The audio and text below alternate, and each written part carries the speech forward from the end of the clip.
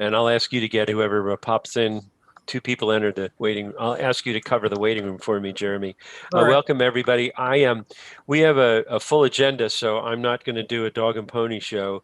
I do want to mention one thing, and that is that I get a lot of emails because they love to just send email to president@dvaa.org. And just besides the one from the Nigerian princes, I got one from the Delaware Astronomical Society, which has a book club. And on Thursday, January 28th at 7 p.m., they're going to be talking about Beyond Weird by Philip Ball. And I foolishly thought, oh, that sounds interesting. So I signed up for that cruise, and I've now been wading through Philip Ball's book. I'm about 2/3 of the way through now. He's an amazing science writer, writes about a number of interesting things, but Beyond Weird is about quantum physics. And which is, I mean, I never even took physics, let alone quantum physics. But it's extremely accessible. It's very interesting. Because he's in England, he can't join the conversation, but it looks like Dr. Matt Brabowski will be overviewing the book and hosting the discussion. So if anybody's interested, email me at president@dva.org, and I'll be happy to send you the information, and you can sign up for that too. And with that, I'm just going to kick it off to our subcommittees and so forth, and it goes to you first, Brian.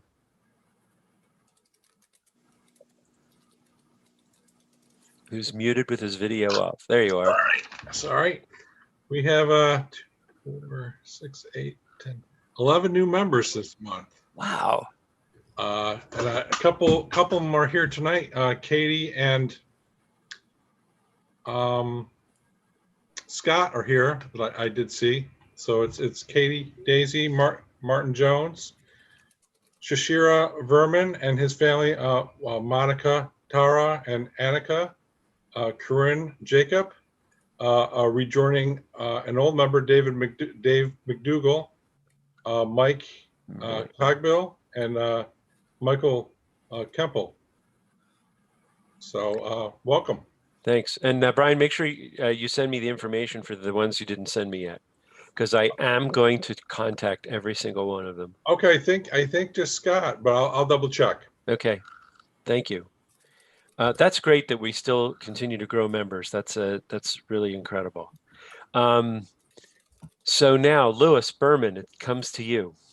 Yeah, so along that line, I think I said yes earlier on the meeting. We have 138 people who are current, and we have 41 who are not current right now, but 3 or 4 of them are, I'm sure, going to be current pretty soon. This is actually pretty damn good at this time of year. I mean, historically, we've seen, but in February, I'll be reaching out to all these people again, and we'll see what to do. You know, I know it is. You might say, why does it matter? And you know, your dollars help us do our mission. So thank you very much.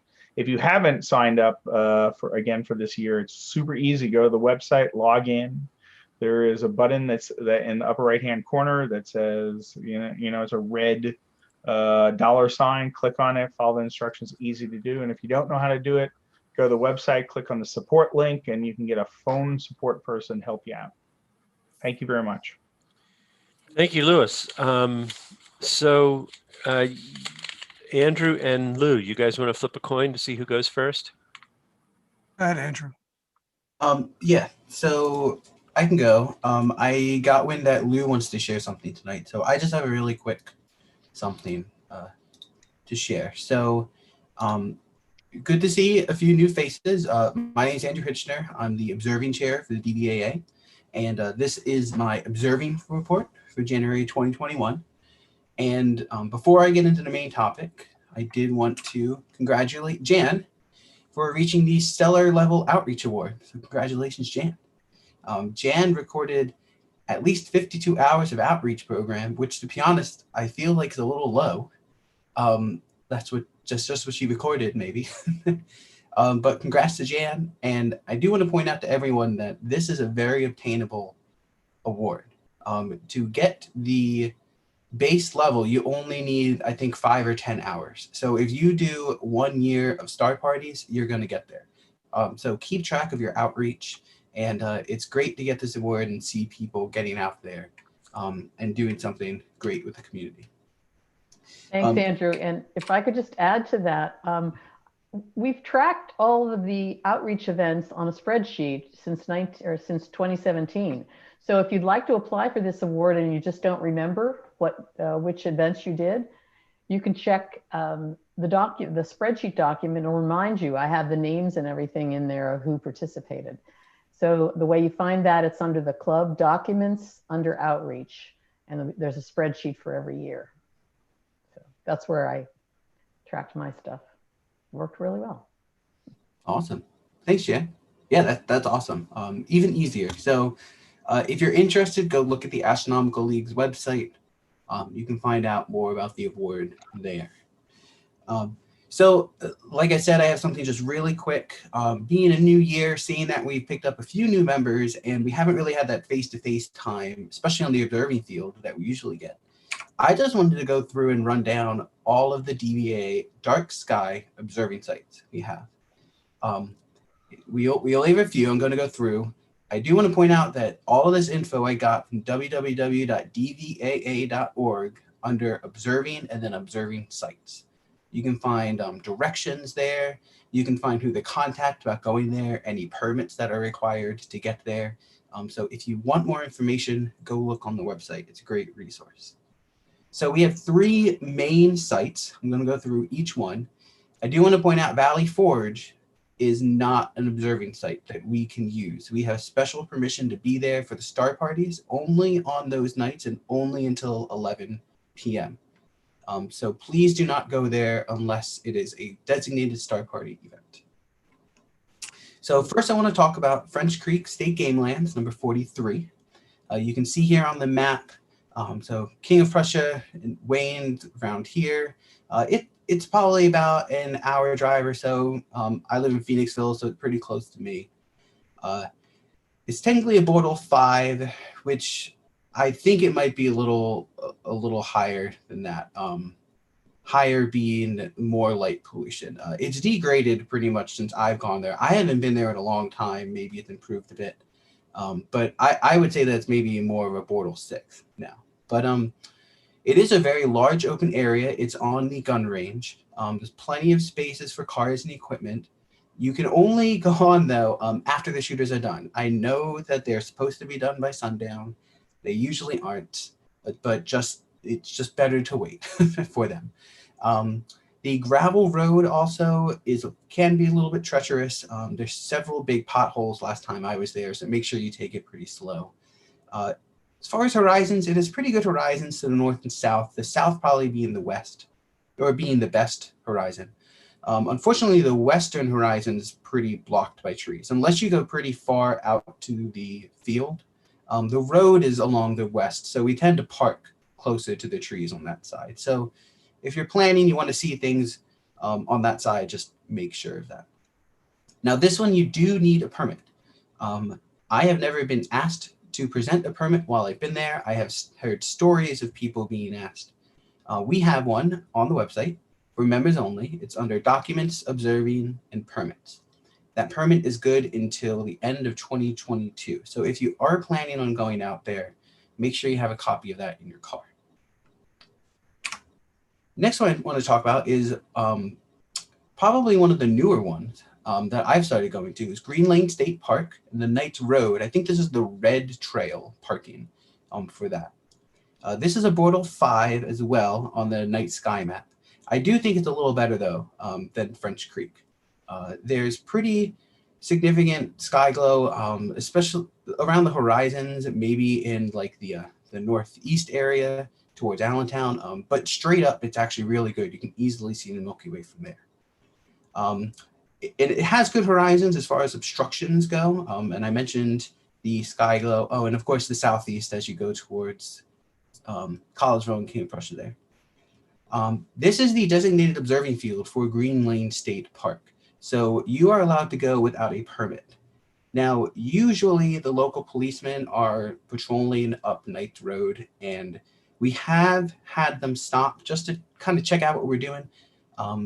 You know, although they've been more aware of us coming now, so it actually hasn't happened when I've been there, but I've heard stories of other people where they stopped by. But they're usually really friendly, I've heard, and pretty interested in what we're doing, and it doesn't really cause any issue. So just be noted of that. And of course, it's only a short trip from Candlewick Observatory, which we'll have a live stream from later.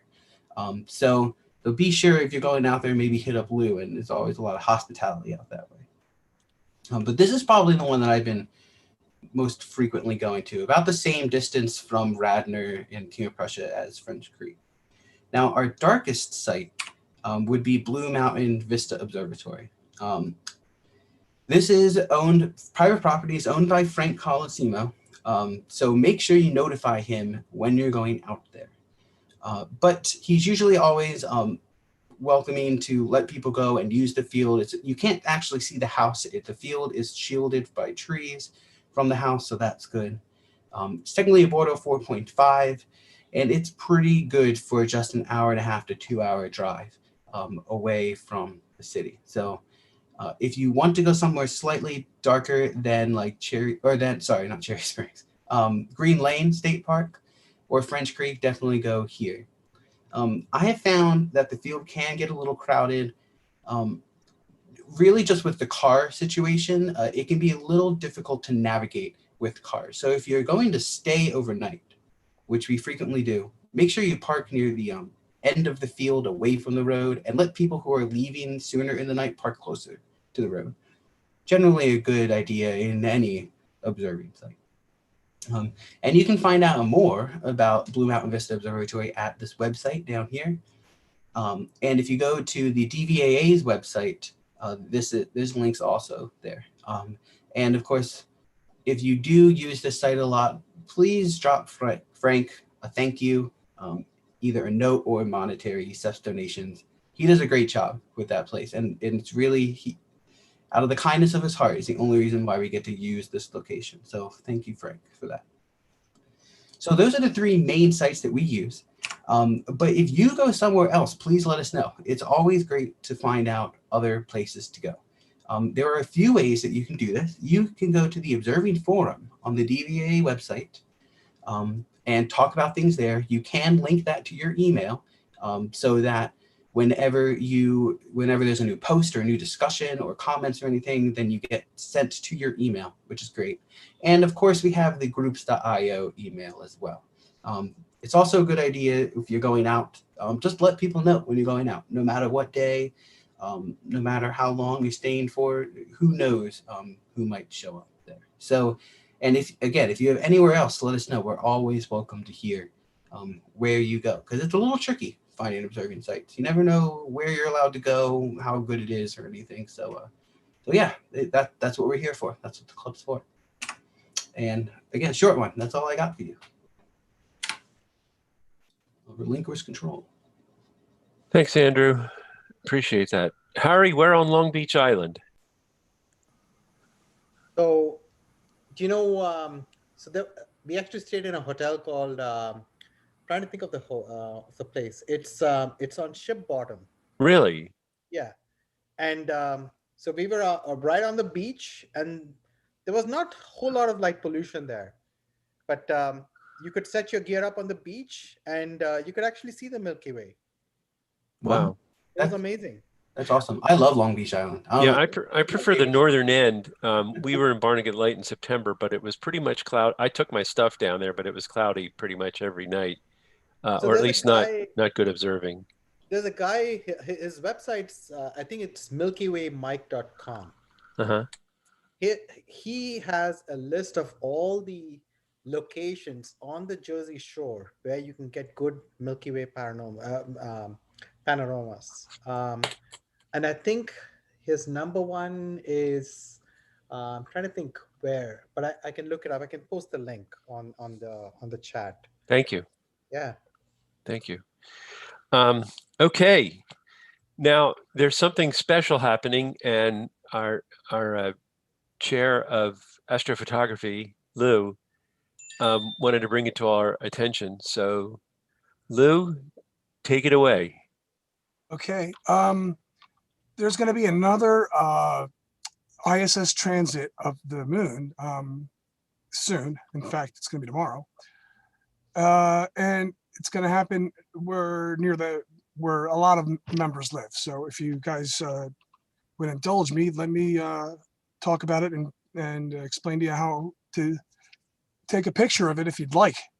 Now, I want to preface this. I've never actually taken a picture of the ISS transiting the moon, but the technique that I'm going to tell you is the same type of technique that I use when I image the moon, and it should work. The most important part is timing, and we'll talk about that. So give me a second here to share my screen. Right, let's see here.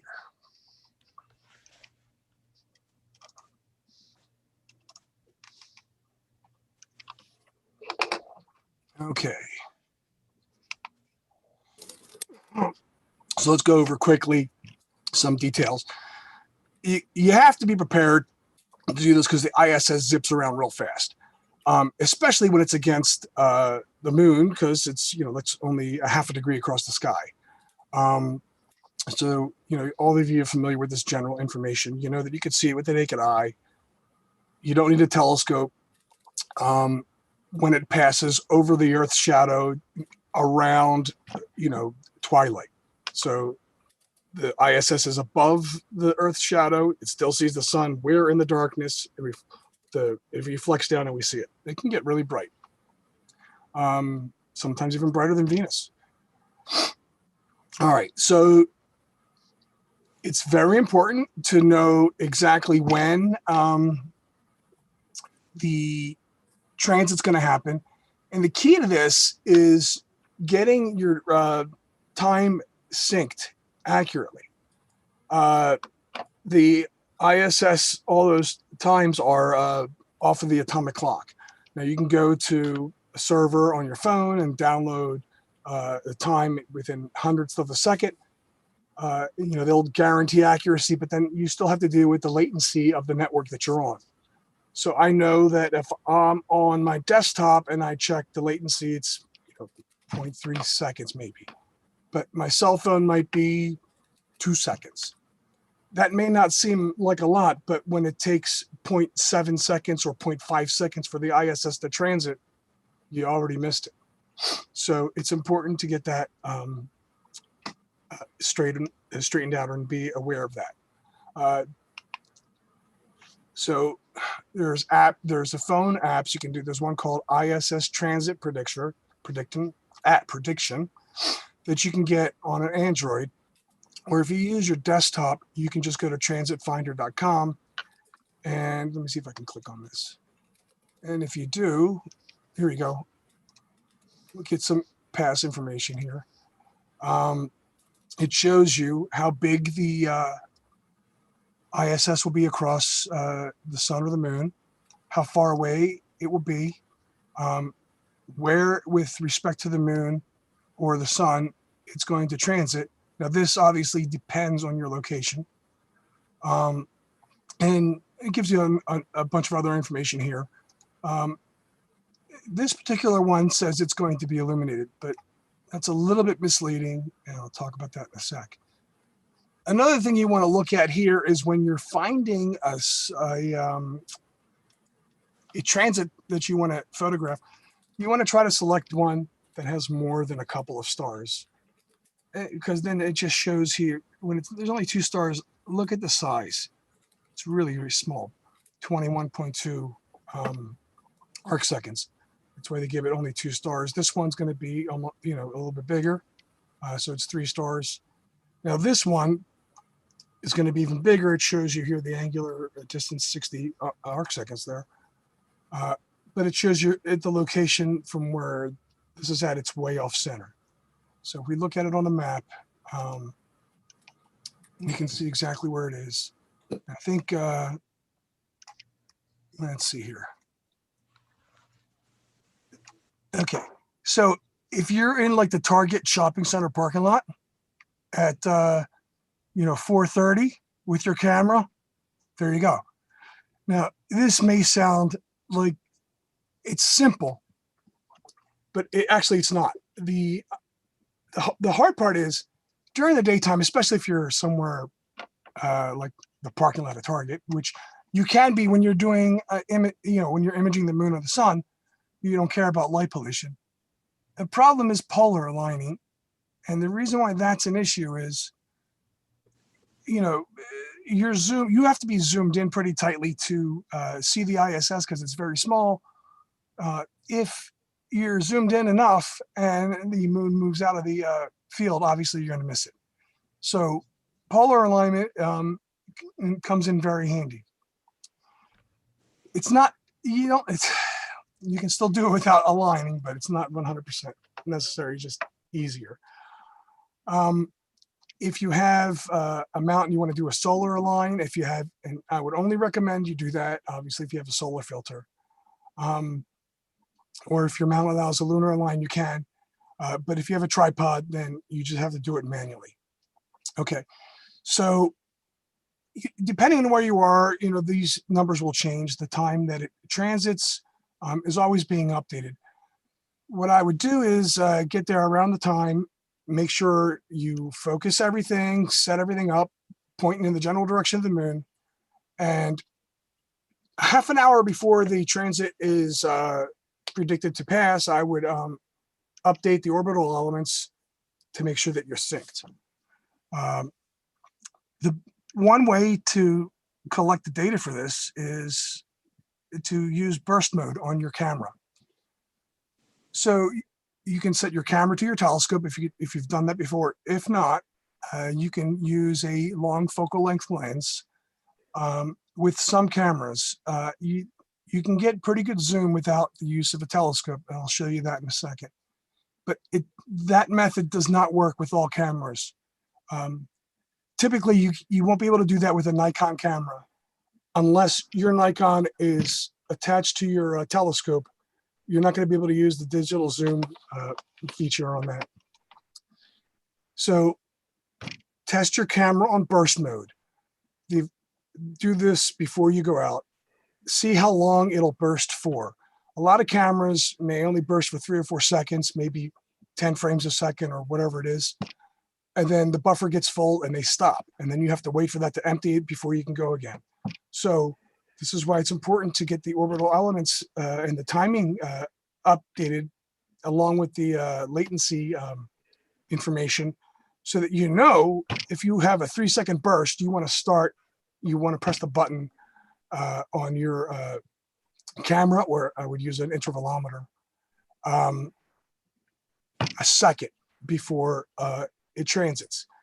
This is especially tricky in the daytime when you can't see the ISS. But if you look at the prediction here from Heavens Above, it shows you the path, and these may update a little bit the times. I don't think you're going to notice much of a change here because it's probably just going to be a few seconds until it updates till it crosses tomorrow. But you see the magnitude changes greatly. Since it's going to be bright, it's going to be hard to see this. But right when it's near the top, it'll be probably bright enough, so you might have a bit of a clue when to hit your start button. All right, so we'll go back to the other method now. Let's see. You can use, here's another chart of where it's going to be if you want a more exact location. This is an app you can download for your phone. It's called ISS Transit Prediction. That's for Android. I'm sure there's one, or I assume there's one for Apple, but I don't know what it's called. But it's handy to have this when you're there. There's also going to be a solar transit next week. This is going to be interesting because this transit will actually last a few seconds, probably 3 seconds or 4 seconds.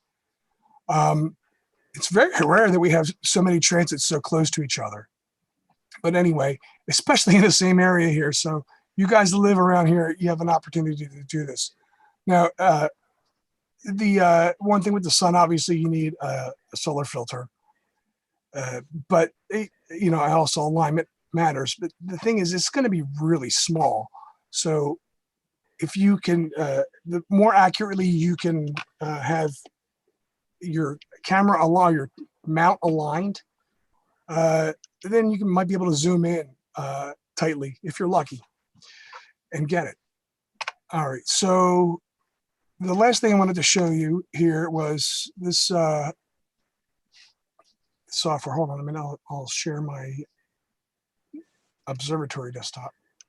All right, there we go. There's the moon. This is a live image of the moon right now. The software I'm using is called Backyard EOS. It's connected to my Canon EOS Rebel 1000D. This software is relatively inexpensive. It's like 20 or 30 bucks, and I think there's a free trial version. But at any rate, the way I would attempt this, if you have a longer focal length lens, on a mount, you can use this tool. If you switch to planetary mode here, and I'm waiting for it to pop up. My computer's slow. There we go. So if you switch to planetary mode and set your camera to, you want the exposure to be as quickly as possible to stop the motion. So with this particular piece of software, I'm watching a live video here of the camera, but this is not at the full resolution of my sensor. This is, I think it's binning the pixels 5 by 5. So that's no good. You're not going to get any real resolution with that. However, if you click the 5x digital zoom, now it uses the entire sensor. And every one of these pixels here, one pixel here will be one pixel on your image. Whereas opposed, the other one 25 to, pixels to 5. So if you have a shorter focal length, when you add this 5x zoom, boom, all of a sudden now you can get the moon to fill up your entire screen. In this case, the moon is more than full because my focal length is too long on the telescope. But anyway, this is the way to do it, because now you can set the exposure, and if you set it to do, I don't know how many frames you want to set it. Time isn't as critical with this particular method, especially if you're aligned either to the moon or to the sun, because now we can take continuous video, and if we just hit the button here, record, we're going to see here how many frames per second we're getting. So that's actually kind of a low number, but it's more than enough, 12 frames per second, especially if you're not zoomed in with a 1400 millimeter telescope. If you put this on a 300 millimeter lens, the moon should fit perfectly into the field. So all you have to do is make sure you're on the moon within a minute, 2 minutes of the ISS transit. As long as the moon's in the field, you'll get it. So easy enough. The problem, though, this method can't be used with a Nikon camera. I'm not sure what other cameras are compatible. A lot of Canons are, because they can 1-to-1 pixel ratio when you're at 5x zoom. That's the most important part. All right. So anybody have any questions? Lou, I have a comment just based on having done this. Oh, great. So one thing with the timing, regardless of whether you do burst mode or video mode, one of the most important things is to, as you mentioned, synchronize your watch, basically, if it's your phone or whatever you're using as your timekeeping device to the event. And then even more so, or maybe not more so, but as important, is to trust it. If you wait to see if you're gonna wait to see if it passes or something before you hit that shutter button, you will never catch it. So the times that I've done it successfully, I just keep my fingers crossed. I look at my clock, and I know that I have the most recent orbital elements, and I press the shutter button. I do it in burst mode, because in burst mode, I can shoot at the full resolution of the camera. And I actually found that I get, higher resolution, because when you're doing the uncompressed video, you're basically not uncompressed video, but the 1-to-1 pixel video, you're actually capturing, you're actually only using a portion of the sensor. Right. So your effective resolution is less, and you might not see as much detail in the ISS. Yeah, I was offering that option. I also, I'm sorry, Lou, go ahead. I was suggesting that to give people an opportunity that don't have a telescope, that may think that they might not be able to capture this with that 5x. Oh, right, yeah, but you can just do it with a telephoto lens. I actually don't track when I do it. Really? Yeah, I do not have a tracking mount when I do it. I found because you're only sensing, you're only shooting for about half a second or one, like if your burst mode lasts 2 seconds or something, that's all you need to record for. Right. So at that point, if you're pointed towards the sun or the moon, you're not going to drift. So what I do is I actually make sure that I am aimed right at the sun. I actually or the moon. I actually use live view, so I'm constantly just centered on that, and I'm watching my clock, and then like a second before I know it's going to happen, I press the release button and I just shoot at high speed burst mode, and the buffer usually lasts maybe 15 or 20 frames, which is more than enough to catch it. Even if it's 8 or 9 frames, you can usually catch it if you're in that 1 second. I've been successful each time. I think I missed one time because I just kind of got messed up. I had the time wrong or something, but I forget what the reason was. But there was one time where I came home sort of empty-handed after trying this. I suppose if you sneeze at the wrong time, you'll miss it. Yeah. So Do the not only wait to constraint. see it. Well, we have a guest speaker tonight. Lou, thank you very much. I hope folks are able to catch this. And if you have questions for Lou or for Gary after the meeting, we all stick around, and there'll be time to chat. So at this point, I'm going to, thanks again, Lou. I'm going to throw the meeting to Jeremy, and he will introduce our guest. Take it away. All right. First, John, are you out there? Ready to go? I should be coming through. All right. We got you. Just a second. Okay. Let me make sure my cameras are all started and on. Here we go. All right. There you Hi. are. All right. So if you are not the speaker, we ask that you mute your audio and turn off video. And if possible, please hold questions to the end. If you need to ask something, you can always put it into the chat as well, and then I can pass that along.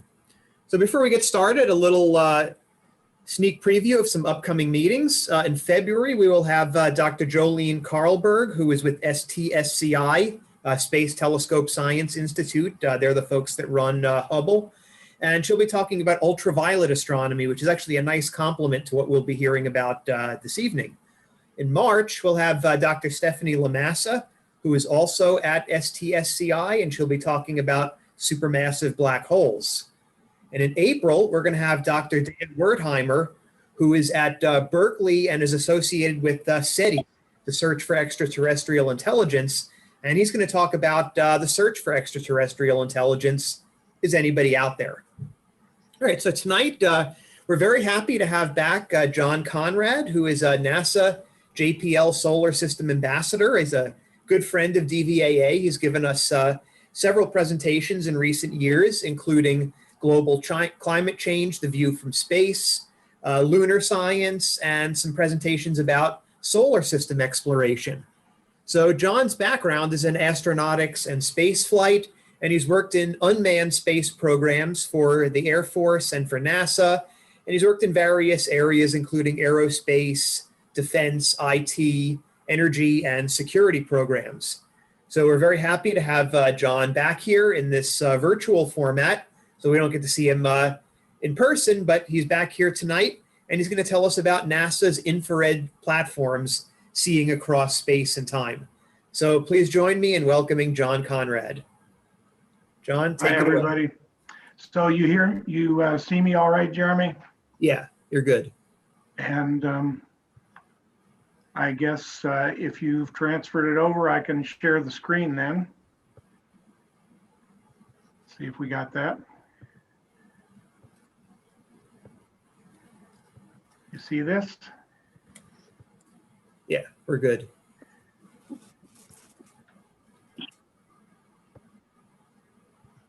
All right. And I'm going to turn my camera off here so I don't distract you. Let's see. You should be looking at a familiar nebula. Is that correct? Can you all hear me? Yeah, I can hear you. Yes, sir. Okay. So you should be looking at a familiar nebula, the Horsehead. We all love this one. And I thought I'd just start off with a couple quick videos as the flavor of the talk tonight, which is to talk about the utility of the infrared band of the spectrum. So we're looking at one of our favorite constellations here. There's the belt of Orion. And as we continue to zoom in here, you see the wonderful nebula in the molecular cloud near the left-hand star of Orion.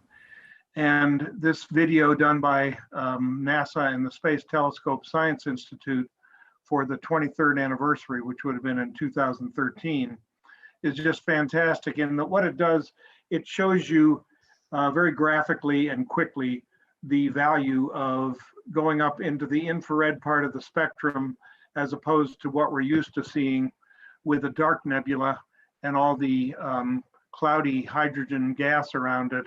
And now going from the visible into the infrared, you get to see the wonderful benefit of moving up to longer wavelengths, seeing through clouds. In the case of the Horsehead, you're seeing actually into a very dense cloud in a star forming region. And so it's an extremely valuable part of the spectrum. We'll be talking about that more. And so with that, let me move on to the next slide. And the next slide, hopefully we can get there.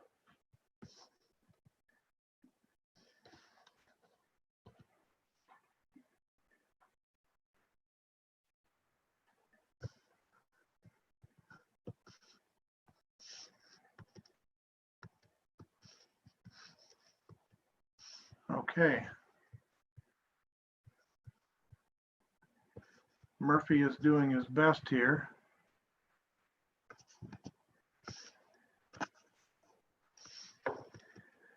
So the next slide you should recognize if you've taken a minute to take what was put into the email as a just released, you see down there, January 2021 by NASA and STSCI video to illustrate the value of looking through Hubble's visible and infrared to get a really deep look, which is the other thing that's a great benefit of the infrared part of the spectrum. And so what we're looking at here near Orion is an area that, as we zoom in with Hubble, continues to be just filled with stars, deeper and deeper, until we finally get to an area that's about the size of a grain of sand held at arm's length. That's a very small field of view, and we haven't gotten there yet. And Hubble stared there. And picture a low Earth orbiting satellite, which Hubble is, having to open and close the sun shield with 1.5 hour orbits, and yet they were able to stare and stare deeply for 11 days when they added it all together and give us this wonderful ultra deep field. And within that ultra deep field is almost all galaxies. It's just phenomenal. There are a few stars, they're being plucked out here, but if you follow through on the video, which I won't, what you'll find is that it goes through and shows different galaxies and their forms at different epochs, different times of look back through the universe. And so we're going to be talking about that and how it works tonight. And so hopefully this will move on now. So as I've said, infrared, NASA has some great platforms to view in the infrared. And once again, we at NASA appreciate the opportunity to bring this information to you folks. And I'm just delighted to be back. And so what you're looking at, maybe surprisingly, is the best available infrared telescope that NASA has right now, not in space, but like a few other dozen platforms mounted on aircraft or drones. And in this case, it's NASA's largest observatory, and we're going to talk quite a bit about it in a few minutes. You may recognize the 747 from a very familiar look at a 747 just a couple days ago leaving Washington. So we'll talk about that platform. We'll also talk about the space platforms that NASA has with capability for the infrared, with the Hubble in the middle and the upcoming, applause, applause, James Webb. Everybody is excited with this coming. The simple graphic I've shown here is to give people like me that are lay people, not astrophysicists or maybe not even physicists, the opportunity to think a little bit about the spectrum in a very high level sense. And so we go through the wavelengths as they get from radio, which is very long. Radio waves can be a kilometer or so. And as we move to the right, the waves are closer and closer together until we get to the middle there, the visible, which is named that simply because human beings have receptors for photons, and they're only sensible in this band that we have labeled the visible band. And as we go shorter from there through the ultraviolet, we eventually get out to the highest energy part of the spectrum, the very high frequency and very short wavelength X-ray and gamma rays. And the reason I wanted you to see it this way was to think about what's called redshift, and think about the factor that if you're viewing something that is at any point on the spectrum, and you're viewing it at a certain point in the universe, maybe 1 billion years ago, the source will give off photons in a certain wavelength, but those photons, as they travel through the universe, maybe to the Earth for us to view, may take, billions of years. And during that time, we now understand that space essentially expands. And as space expands, it stretches waves. And so something that originates as a source in the ultraviolet will actually stretch in wavelength over the billions of years until it moves to where it's no longer visible in the ultraviolet, but it is in the visible, and then eventually in the infrared and so on. And so the look back time, which is tied to this red shift, the shift toward the red, is correlated to the age of the universe, and we're going to use that as we'll illustrate later. But another feature of infrared, which you see is at longer waves than the visible, is that the longer wavelengths, and you can kind of physically picture this, as the long waves come through a medium that's got a certain density of particles, say it's the atmosphere. And so it's got aerosols and water vapor and various kinds of scatters, dust, and so on, with a certain density. As you come through that dense cloud of scatters, the longer waves are able to pass through more easily because they miss a lot of that. But the shorter the waves are, the more they get caught up in the density of the scatters and get bounced around as you move towards the right with more scattering. And that, among other things, is the reason why the sky is blue in the daytime. At any rate, I want to point out then that infrared does see in a certain way, which you wouldn't simply say is better, it's just different. And so it's different in the sense that because of this scattering phenomenon, allows us to see better through the dust and water vapor of the atmosphere. And so we'll take a look at how that works on another graphic of seeing through the atmosphere. So in their inimitable style, they've given me a slide that flips the directions for the spectrum. So now the long waves are toward the right and the short waves are toward the left. And the colors of these stripes coming down from space as you come down in altitude to the bottom, which is the Earth's surface, And you see that for the very highest points where we like to put our telescopes, so they're above some of the scattering atmosphere, you have some of these wavelengths, especially in the visible, you see right there in the middle, but also some of them towards the right, towards the longer infrared, and a few towards the left in the ultraviolet. But you can't get very far in either direction before the waves no longer can pass through the atmosphere. And so you see where that, I've talked to you about a telescope on the mountaintop. Now, if we go up more than double that altitude to an aircraft like the one we're going to talk about, now we have a place where you're at an altitude and it's high enough above a lot of the scattering atmosphere that a lot of the infrared does get down to that altitude. And that's what we're going to be taking advantage of today as we talk about that platform. Another way to look at it, if Mauna Kea is that ground-based observatory on the top, as you look at the spectrum from left to right, going from 1 micron, which is actually longer wave than the visible, so the visible is actually off the chart to the left. If you go from 1, which is near infrared, through 10, which kind of gets out to the middle infrared, over to 100, which is far infrared, then that sky blue in Mauna Kea indicates that the atmosphere is opaque at those wavelengths and you can't see things there. And it takes until you get out to the millimeter area, 1,000 microns, where we have a nice array down in Atacama in the desert in South America, which is able to see the millimeter wave because there is transmission there. But you contrast the upper, which is an Earth-based telescope, to SOFIA, which is this airborne platform, and you see that there are many holes, and in fact, mostly transparency through the middle and well through the far infrared, and we'll see how that helps us. So simply speaking, there are some special advantages, things we can't see in the visible frequencies or visible wavelengths that you can see in infrared that are very handy.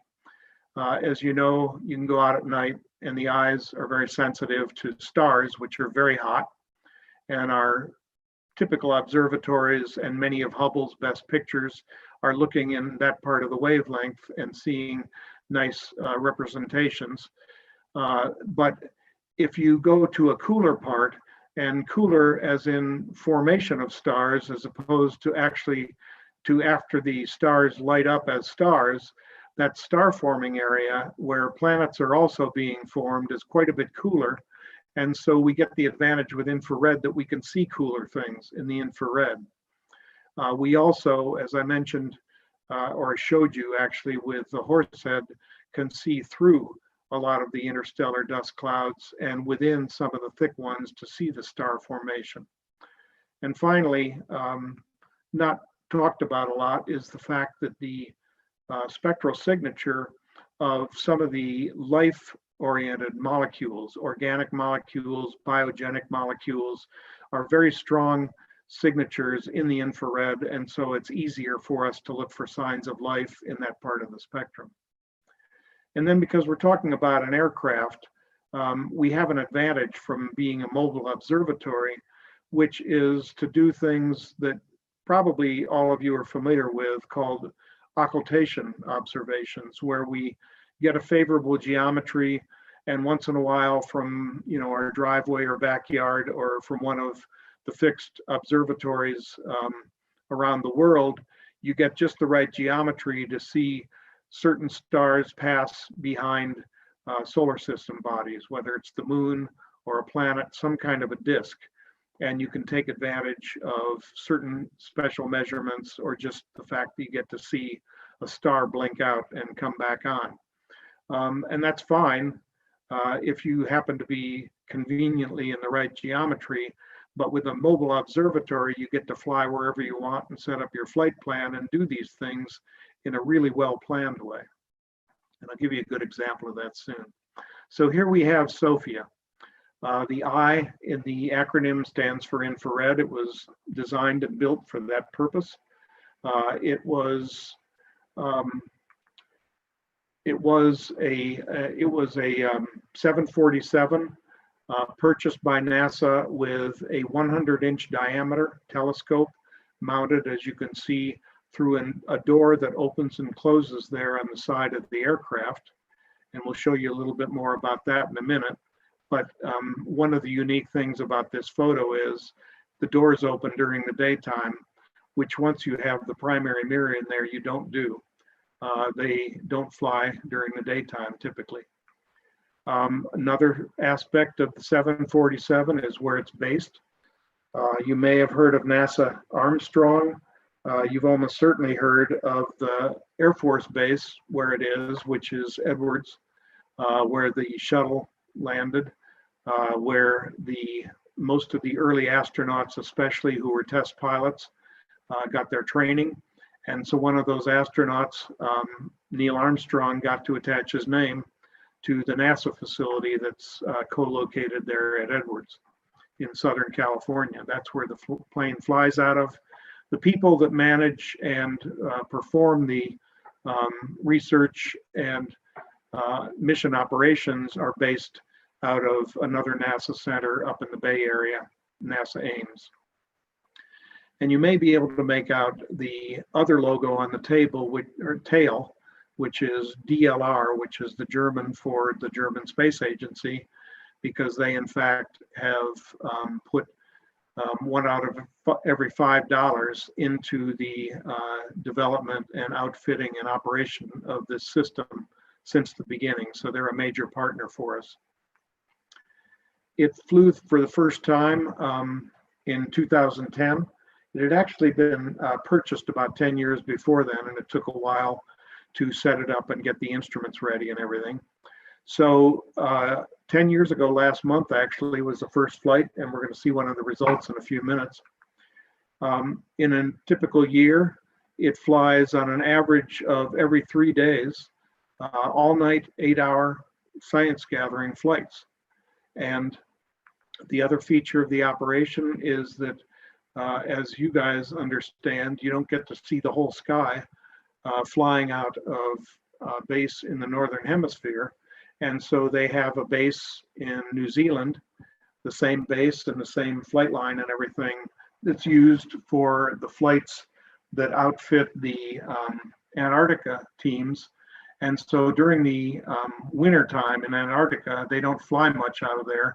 And so NASA goes there in the summertime up here and spends a week or two flying out of there to get the perspective of the other half of the universe. The 3 parts, you can kind of guess what they are, the big pieces of this whole thing. One's the aircraft, as I mentioned, a special 747. It was built and flown, I think, in the 70s and 80s and into the 90s by United as a regular airliner, and then purchased by NASA and outfitted and completely changed around to become the SOFIA platform. Flies at a bit more than twice the height of the highest Earth-based observatories and well above a bunch of the atmosphere. The second big chunk is the telescope, and it's a reflector like many of us have. And anybody that ever complained about lugging their big Dobsonian around or something can think about a 37,000-pound telescope, which is what this is that's mounted there in the aft part of the aircraft. And finally, the business end of their research is done by a set of very special, specially designed instruments that you'll get to see here in a minute. And so let's take a quick look at how the thing is outfitted with this cutaway. We'll start towards the aft end, the right side, and you see there the telescope mounted looking through an opening, which is in fact an open cavity. It's not glass or any kind of material.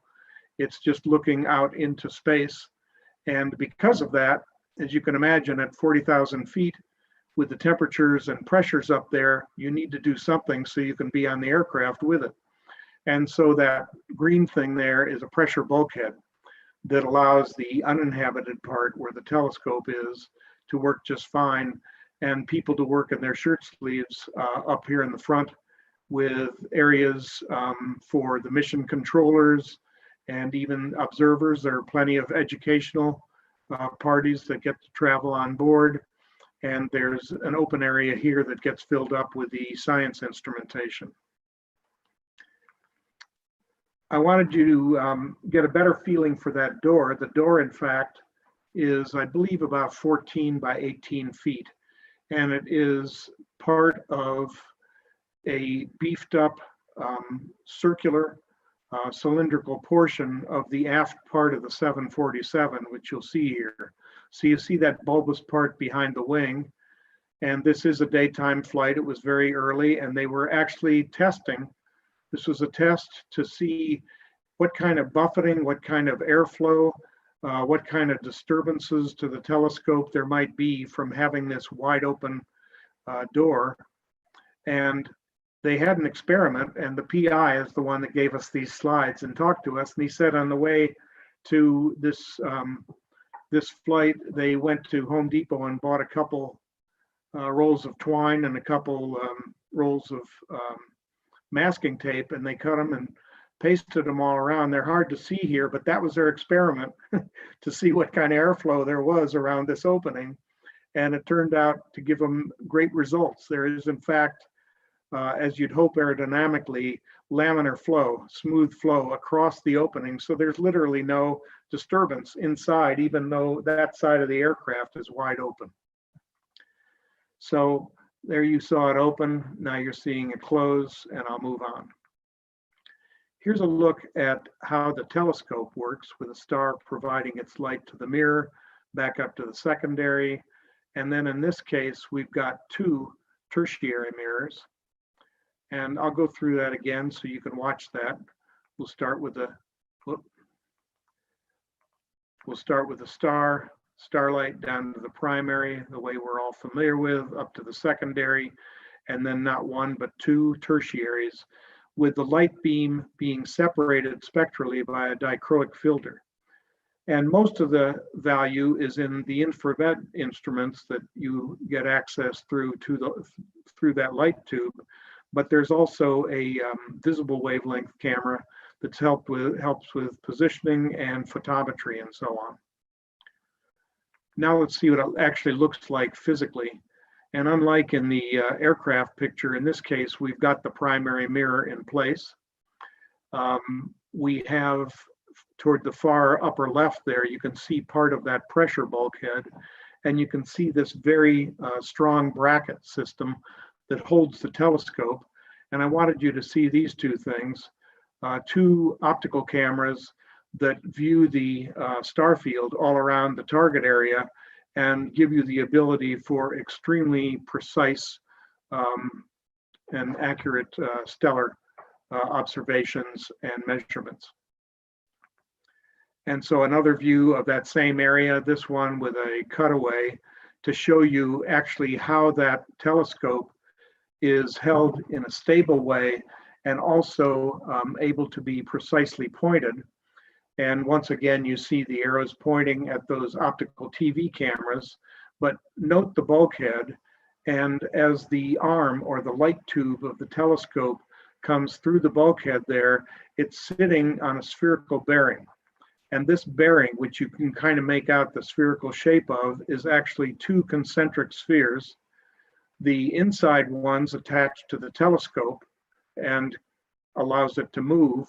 The outside one, which is just slightly larger than the inside sphere, is separated by a high pressure hydraulic fluid layer that allows, and it's fixed to the bulkhead so that the inner bearing can float.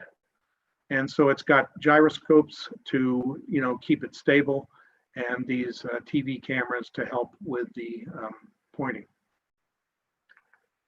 All right, so here we have that, the payoff of the missions where the data is captured in one of 6 different, I was going to call them experiments, but they're instruments. They've been used for many, many years. Each of them is large enough that it can only fly by itself. They mount onto the blue area there. You can see is in the forward part of the cabin where the light tube comes through. And so that's where the infrared comes. 5 of them are sensitive in the mid, and I'm sorry, 2 of them sensitive in the mid, 3 sensitive in the far IR. And of course, the other one, FPI plus, is that visible wavelength instrument as well. These are quite large and heavy, 1,000 pounds each, give or take a couple 100 pounds maybe. And only one is flown at a time. They take about a day to change in and out. So here's now a look on the spectrum of what the coverage is spectrally and what kind of resolving power there is in terms of resolution up the vertical axis. And so the 5 that are currently used all the time, the 2 mid-IR, X's in green and forecast in pink there. And then as you get out into the mid part of the picture and the mid part of or the far part of the IR spectrum, you have at the top there something called great, and then in yellow, Fifi, and the bottom with turquoise or green there is hawk. And that's the sweet spot. And I call it that because from 30 to 300 microns is the definition of far infrared. And at this point, there is no major observatory other than SOFIA that has really advanced instrumentation to view and get good views through the transparent atmosphere because of their altitude. The NASA infrared telescope, Spitzer, is no longer operating. And so this is the best that we have, and it does a great job for the time being. You can see a couple other colors, blue and you know, brown or whatever that is there, red. Those are instruments coming along in the future, reaching well out past the far infrared, even into the millimeter range. And you see ALMA, the Atacama millimeter array in South America up there for reference. All right, and finally, just to give you a picture of how this all works for these 8-hour flights. Guy's got a t-shirt on, so I guess that pressure bulkhead and the heaters work pretty well. He's in the instrument section, operating the instrument. The mid-ground there has probably got the mission controllers with their displays, and in the near, with their backs to us, are just some observers. And I don't know about you, but I would love to go on one of these nighttime missions at some time. All right, so now what have we gotten out of SOFIA in those 10 years? And so the first thing we're going to do is take a look at something on Jupiter. You're all familiar with this. I think this is one of the many Hubble images. But at any rate, you recognize that dark band in the southern hemisphere, and it has been understood for quite a while that what we have there is organic material, hydrocarbons and that sort of thing. And that's in the visible. And when you add to that, as we did on the very first mission a year ago, last month was flown, and they flew it and they used the instrument that gave them viewing in those 3 infrared filter wavelengths that you see at the top there. And what it did was give them a striking example of what additional information you get, because not only do we know now that that stripe is special material and different from the surrounding stuff, but also there's more heat being emitted from that band than anywhere else on the orb. And this goes along with the fact that an earlier NASA aircraft observatory flight, not SOFIA, had come up with a finding that had been confirmed for both Jupiter and Saturn, that the amount of heat or energy that is released by those 2 gas giants is greater than the amount that is received from the sun. So they know that there are positive energy producing activities going on in the atmosphere. And now we know and can show where the lion's share of that heat is escaping in that band. Another use of SOFIA, as I mentioned, was for occultations. And so I think many people in the audience, maybe all of you, are familiar with how the light is seen as you watch a star pass behind an occulting object, some kind of a disk. Maybe it's the moon, maybe it's a planet. In this case, it was Pluto. And so you go from the left there, where the magnitude of energy you're seeing is the sum of the star and the disk energy. And then you pass behind, the star passes behind the disk, and you quickly have only the light of the foreground object, in this case, the planet Pluto that you're observing. And then on the far left or the far right, you come back up when the star comes back out and you add that energy back in again. And you have the opportunity, if there's an atmosphere on the occulting disk, to take advantage, if you have a good geometry, of the starlight when you're perfectly aligned, and that starlight is able to be integrated as it comes around through the atmosphere. And that's what that peak is that you see in the center there. So they flew a flight plan carefully and precisely designed and flown so that they got this peak perfectly and got the maximum amount of light from the star through the atmosphere. And what's particularly interesting is they'd done the same flight 4 years earlier in 2011, and they were able to observe that the peak was quite different in the two different flights. And that led to their theory, their suggestion, that there might be some kind of active process on Pluto that was providing energy into the atmosphere other than just what they were seeing with the light. And so it turned out that that finding was provided several weeks before New Horizons arrived there in 2015. So they kind of scooped New Horizons in one way. And New Horizons, as you're probably well aware, took not just wonderful images, but was able to analyze them and find cryovolcanoes and other sources of geologic activity that are very evident on Pluto that we hadn't necessarily expected to find. Here we have a Hubble view of one of our favorite kinds of objects, those of us that like to look through eyepieces. And you may or may not understand planetary nebula. I understand them a little bit to be effectively the late stages of a star in its evolution, when it sloughs off and ejects layers of material of different elements and molecules off into space at very great velocity.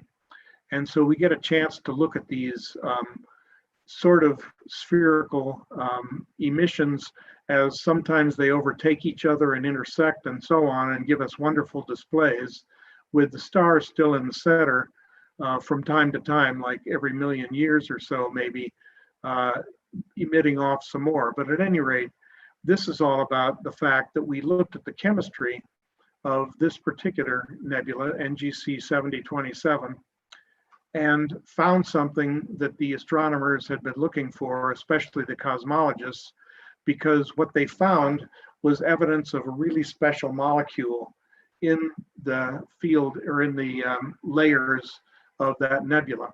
And you may or may not be able to kind of make out what this artist's picture of a molecule is, but what you have there is helium and hydrogen, which were the two earliest, hydrogen first and then helium, which was formed rapidly from the hydrogen and then fixed in terms of amount early in the universe's history. And forever after, we have about 3 times by mass as much hydrogen as helium. And what the cosmologists had figured out was they thought that the conditions of heat and pressure would have been such that the first molecule formed would have been an unusual one, not H2, but H, hydrogen, and helium forming the molecule helium hydride, a very rare molecule, I'm told. at any rate, it turns out that just recently, I think this was in late 2019, SOFIA flew and did the spectroscopy that gave this very precise spectrum in the infrared that shows in the gray there in the lower right. It just nailed the helium hydride molecule for the first time that it's been confirmed in the universe. Now, that's not saying these are molecules from the early universe. It's just saying that we have now confirmed that it is out there, as had been theorized. So finally, this one's probably my favorite, looking towards the center of our galaxy. And you've all heard, we've perhaps read a lot about the findings of the black hole that is at the center of our galaxy. And yet with our best space telescope, Hubble, it doesn't see far enough to be able to block out see through the central star cluster. And so this is the best that Hubble has been able to do. And yet SOFIA has looked at it further out into the infrared and given us this amazing image. Very, very high resolution image of the black hole at the center of the Milky Way. You see that torus there. And in addition to the cloud of matter that kind of clumps up around that gravitational hole, you see at times there are chunks of that get sucked down the throat of it. And I just think it's an amazing picture. All right, so that was our airborne platform. Now we're going to talk a little bit about how we're able to see deep, which we can particularly with our space telescopes, because they can stare at the same thing very precisely for a very long time. Here's Hubble in the context of the age of the universe. Hubble's over there at the left, which is today, looking deep in look back time, if you will, back towards the beginnings of the universe 13.8 billion years ago. And so Hubble, as we used it to stare and come up with deep fields, we first got the Hubble Deep Field, you see labeled there at the bottom, HDF. And I think they got that somewhere around 20 years ago. At any rate, after staring a lot, they were able to publish that particular field filled with galaxies, and were able to figure out from the redshift of the galaxies, and you see there 5.5, and I'll talk about that in a minute, means that they were seeing things where the source light had come as long ago as over 13 billion, or about 13 billion of those 13 billion years. In other words, at a time, back through time to only 1 billion years after the Big Bang. And then they worked harder with different instruments to stare even longer, and that's the video that you saw back there in the beginning that each of you have the link to, I think, from Jeremy. And with that, they were able to look at the Hubble Ultra Deep Field and find several very, very distant, very, very ancient galaxies, and conclude that this record holder, GNZ11, where GN is Goods North, which is a particular selected very dark area of the sky that they've done lots of looking in. And with looking for the integrated sum of 11 days through the infrared eyes, where Hubble looks into the near infrared, they were able to image this particular very old galaxy, estimated to be about 400 million years after the Big Bang. I don't think anybody ever imagined 25 years ago that we'd be able to see that far back with the telescope that we launched in 1990. Anyway, so that's what's been achieved so far. And I thought you might be interested, because many of you may be very much lay people like I am when it comes to certain areas of physics and astrophysics.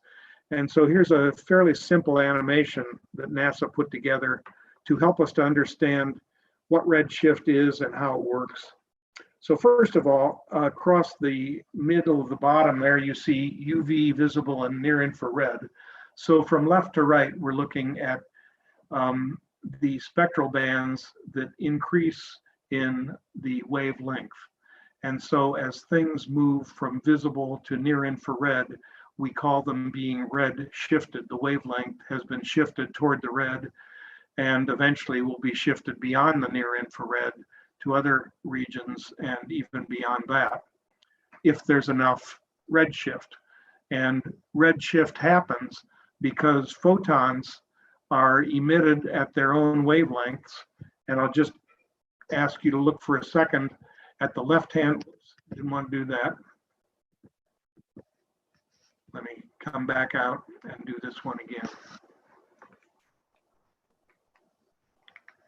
So if you look at the left edge there, you will see something that's called the Lyman break, and it doesn't matter why, but it's got to do with the fact that the integrated photons, light, from distant galaxies have a place at the left, which is towards the shorter wavelengths, where no more energy is received as you move further to the left. And so there's kind of this sharp cliff on a spectrum.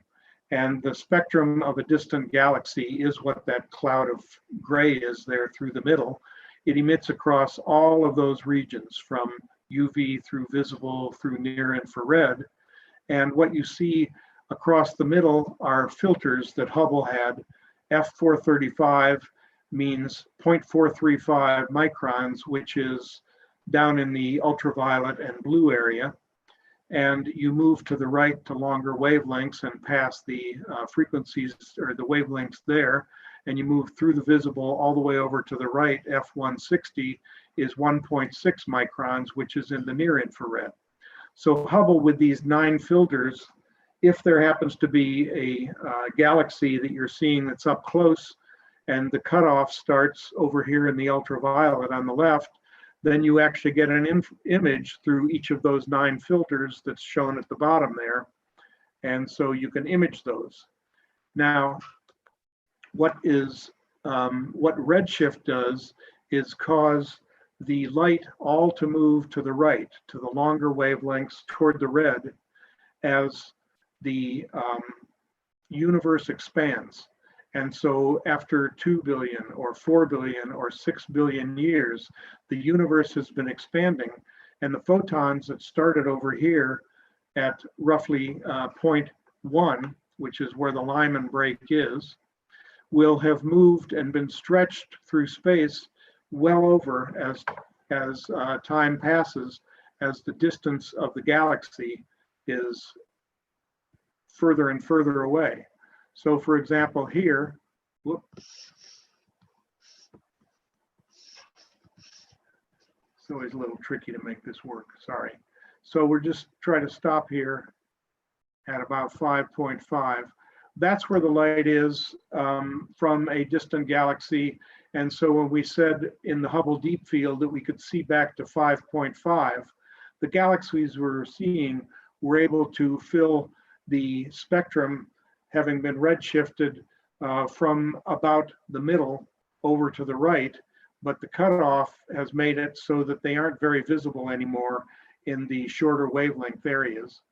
And if you move yet further, we'll just let it run out to where the Hubble Ultra Deep Field has found some galaxies, then the initial 0.1 micron wavelength over there at the left has been redshifted through the expansion of space over about 13.4 billion years, to where that light now is a signature over here in the near infrared. And so what you can see quickly then perhaps is, since this is the limit of Hubble's viewing, is that anything further back than that with a higher redshift won't be accessible to Hubble. So we need a new capability. And so here's that capability. The Webb or James Webb Space Telescope was specifically designed to be an infrared telescope for exactly the reason that the light from the deepest things is not accessible in the ultraviolet or visible, and not even the near infrared. You need to look back further.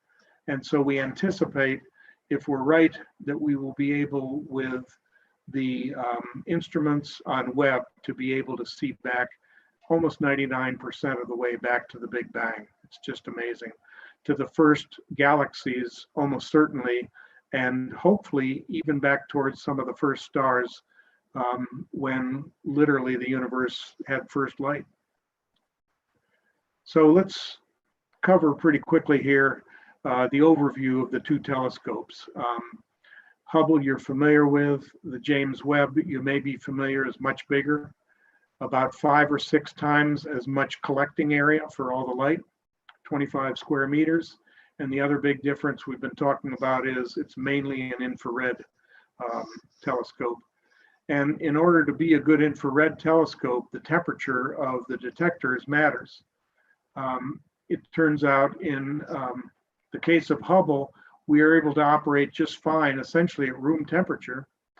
But you may know from infrared cameras and such things that you get best results in the infrared if you have cooling. And so very great cooling is required in order to get the best results with your detectors. And that's what they're going to have with the Webb. 40 Kelvin equates to, or can be compared to, I said 70 Fahrenheit, but 70 Fahrenheit's about 294 Kelvin, I think. So this is much, much colder than the Hubble was. And in fact, the whole instrument package, everything on the away from the sun side, those blue layers are a sun shield. And so the sun will always be blocked from all of the telescope and all of the instrumentation. Here is a picture, because I like people to have a physical feeling for things. In the clean room, when it was all put together, the segmented telescope, the primary there, you see 25 square meters, and you get an idea from the guy standing underneath it there of just how big that is. And the secondary, of course, sticking up. When you put it together, you have to fold it up in order to fit it into a spacecraft.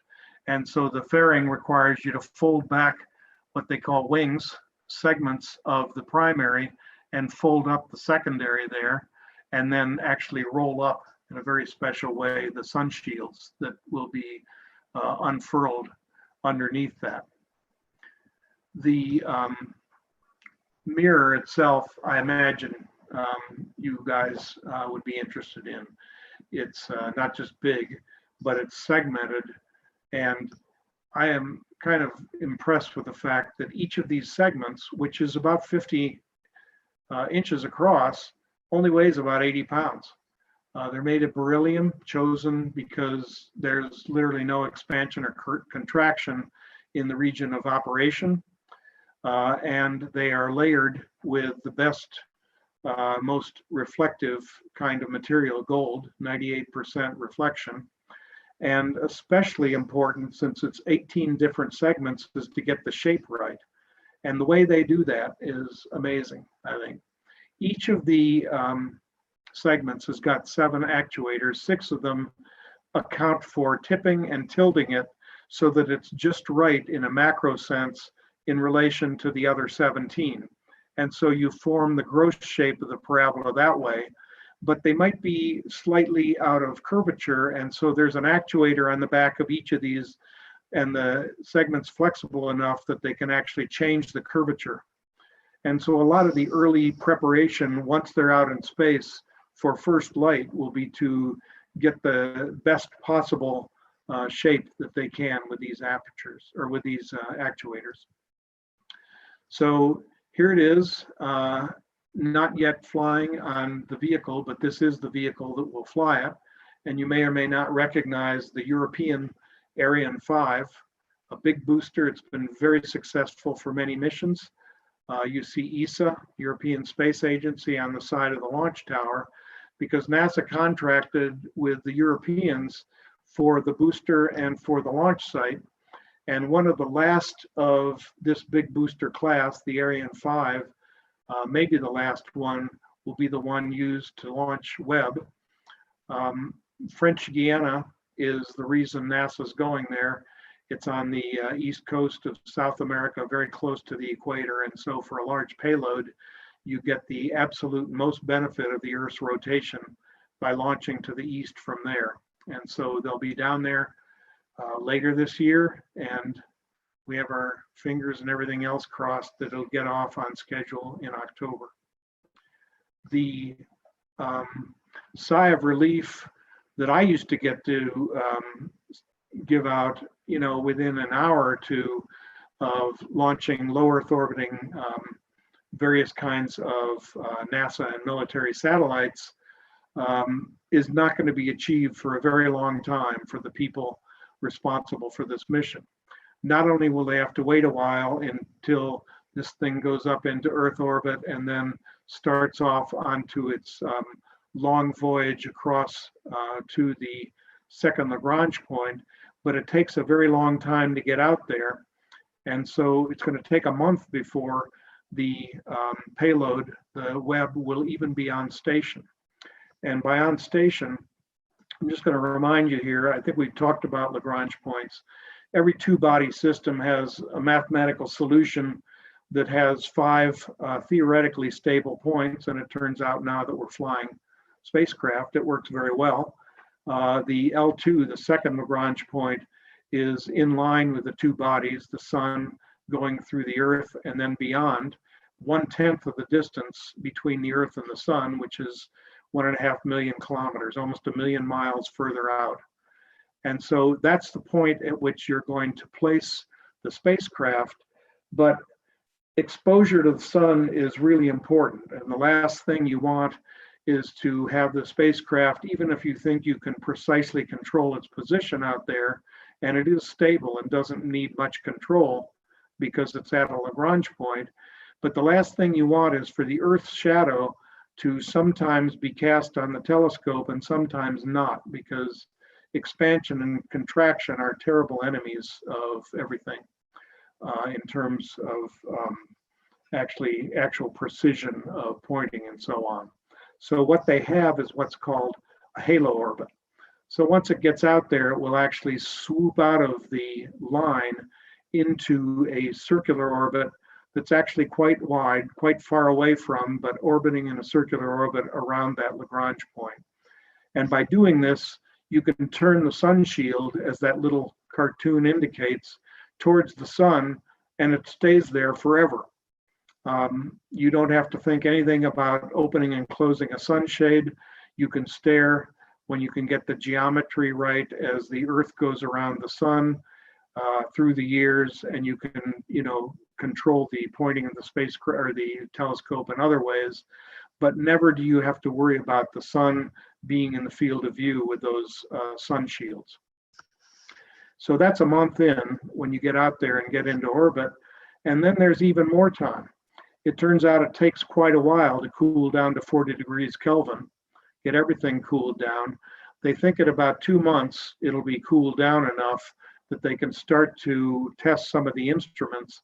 And they're projecting that maybe a little bit before 4 months after launch, they will actually be able to have the configuration of the 18 segments and the exact shaping of them, as well as the testing of the instruments ready for first light for certified operations.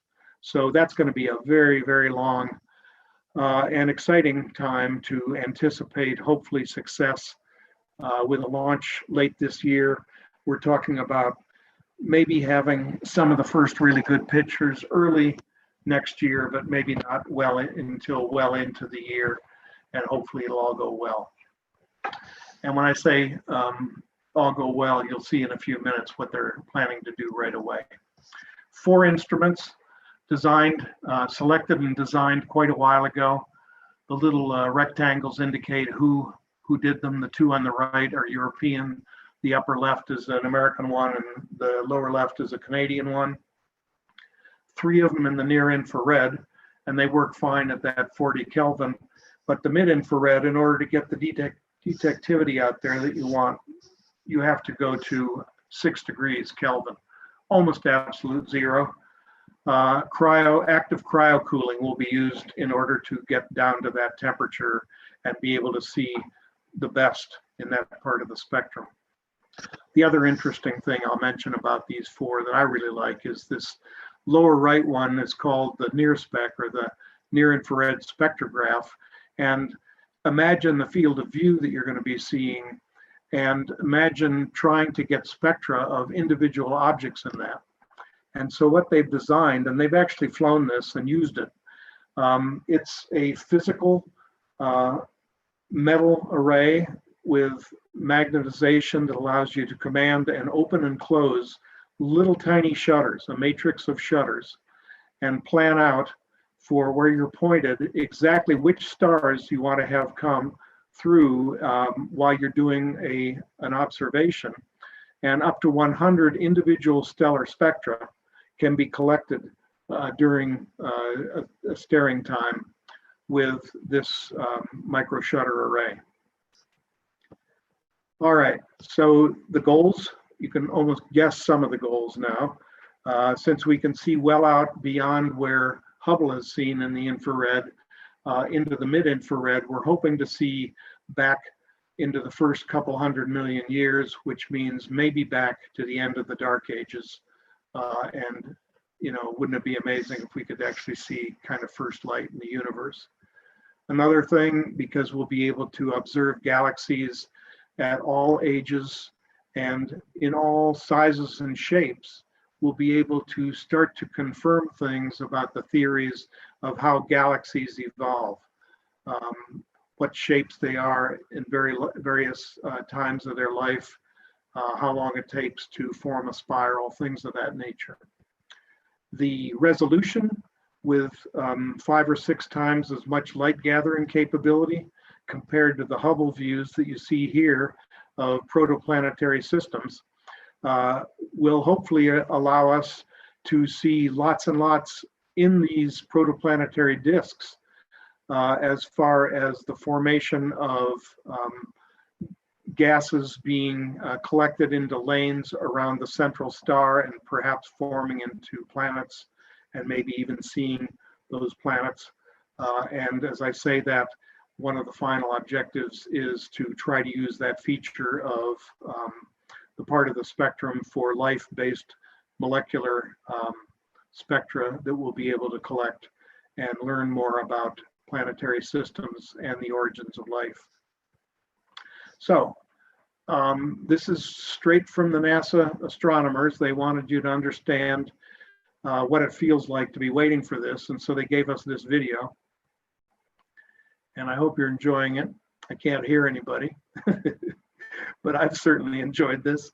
And I can't imagine how eager some of these people are, because this was conceived and approved back at the beginning of the millennium. And they had an initial launch date, and it was a serious one, 14 years ago. And so there are people that have literally spent their career preparing for and hoping for this magnificent new telescope, and they're still waiting. So, you know, give them a break if you think they're just, you know, too eager. The fact is, just to confirm how long we've been planning, the Science Working Group, which is composed not just of NASA, but European and Canadian Space Agency personnel, actually solicited the first research investigations 20 years ago. And they did this in order to get an early selection or an early indication, at least, of what kind of instruments and who would need to develop them and what the state of the art might allow and so on. And so literally the planning of the research and the attendant detectors and instruments has been ongoing for 2 decades. And the Cycle 1 program, the early research done by Webb, has promised a bunch of the time, guaranteed a bunch of the time to the people that have been around.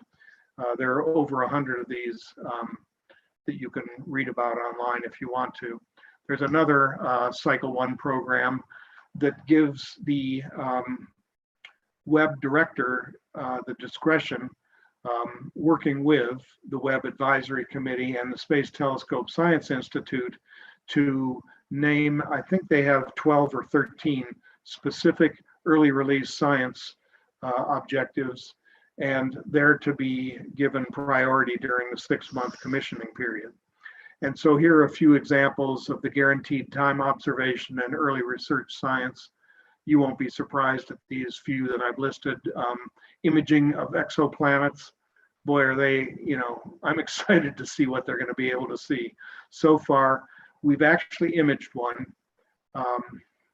in the, I can't remember what system it is. Seems to me it's in the Alpha Centauri system, but at any rate, but getting much, much more light and much better resolution to be able to see exoplanets next to their stars will be something.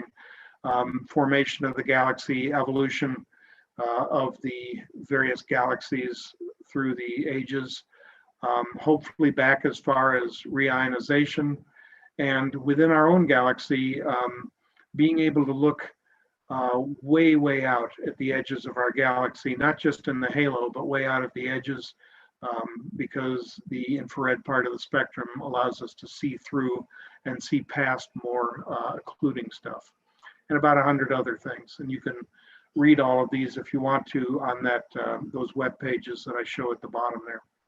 So that's it. I appreciate that, and hope that there are some questions, and I'd be happy to try to answer anything. And I guess I'm going to maybe stop sharing here. Anybody there? John, thanks. Yes, right here. John, thanks very much. My first question is, how's your ankle? Who's asking? It's Harold. Oh, well, thank you, Harold. A number of you were very kind to ask, and the rest of you, I'll give just a few details. 13 moons ago, literally, you may remember I talked on lunar science 13 full moons ago, the night, and had a really enjoyable time with you and Radner, and then walked down to the lower parking lot and made the mistake of not walking around to the asphalt part of the entrance, but just the little steep hill there at the bottom. And thankfully, one of your members helped me get up because I destroyed my ankle in a fall and drove myself to Chester County Hospital with no right foot. Spent a terrible night there, had surgery 4 days later, and spent about 3 months essentially on a sofa in our first floor. But I didn't do the work my wife did, as you can imagine. It was just a terrible year. And so I was literally locked down. We were locked down 2 months longer than anybody else this year. So it was 2020 was really a bad year, but I was walking again in some fashion within 4 or 5 months, and now I'm pretty normal. Good. It's good. Well, it's good to see you here again. Thanks. And Thanks for asking. Be careful. Be careful exiting your computer tonight, for sure. Yeah, I told Jeremy early when I was getting up that I'd probably trip on the way to the kitchen. So, any questions? Yes, sir. Mike Tucker here. First of all, excellent talk. I had read quite a bit, I thought, about SOFIA on different, probably Sky and Telescope Astronomy magazine or one of the other publications, but your detailed pictures and movies were excellent. Thank you very much. I was going to ask about maintenance on the primary mirror, but the actual instruments really got my attention. How the heck do they get them in and out of the airplane? Nobody asked that when we talked to the PI. It's an excellent question. I don't know if they have enlarged a door on the other side. I didn't see a larger door on the left side. It's a good question. Now, they weren't as, they're heavy, but they might be able to be lifted in through a normal aircraft door. Not sure. Being the size that they are, I assume that wasn't just a cabin door, for personnel. I'm sure maybe it's the luggage area or something along those lines if they redesigned it. The other thing is that how often do I'm assuming the primary mirror is re-illuminized every once in a while. How do they do that? Do you understand the maintenance on the primary mirror? Michael, I'm going to just tell you, I don't know. Okay, thank you. That's all right. Do you also know who maintains the aircraft itself? Is it NASA or Boeing?